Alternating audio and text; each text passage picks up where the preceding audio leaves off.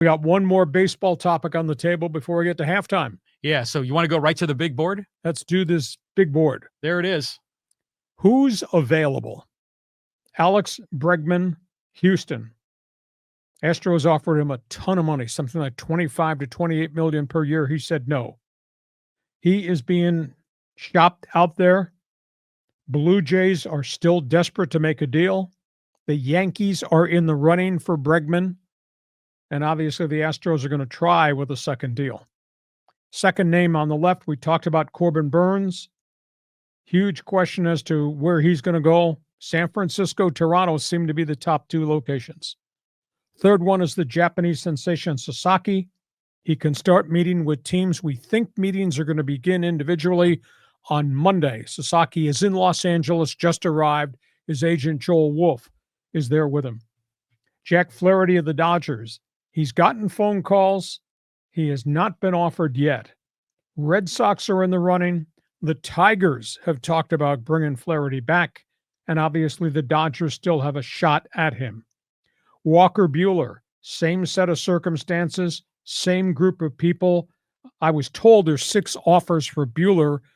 I was told he wants $15 million per year on a multi-year deal. Some of the clubs are offering him 15 years for 1 year to make sure that he's completely the old Walker Buehler.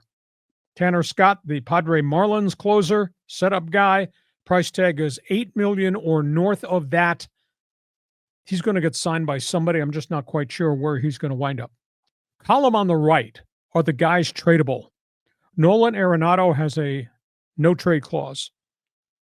Sources say he has approved a trade to 6 different teams, including the Yankees, the Mets, the Dodgers, the Red Sox.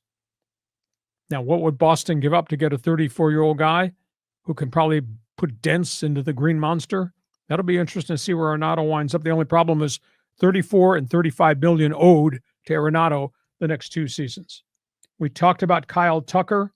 The names that I've heard to me don't make sense, but the Yankees evidently are willing to trade once promising outfielder Spencer Jones, as well as infielder George Lombard and a pitcher.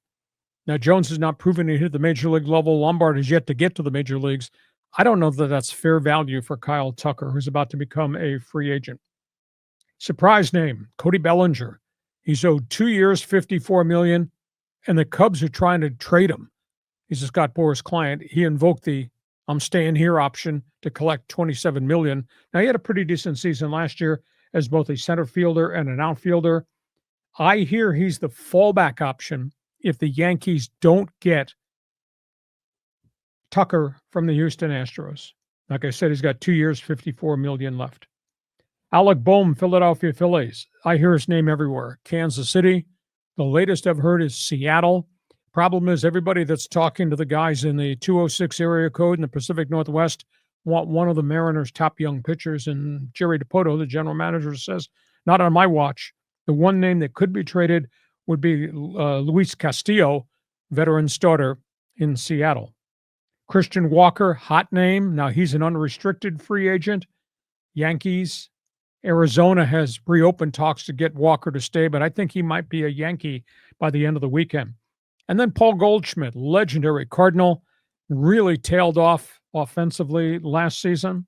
I heard the Tigers have made him an offer. He's waiting to see what else is coming.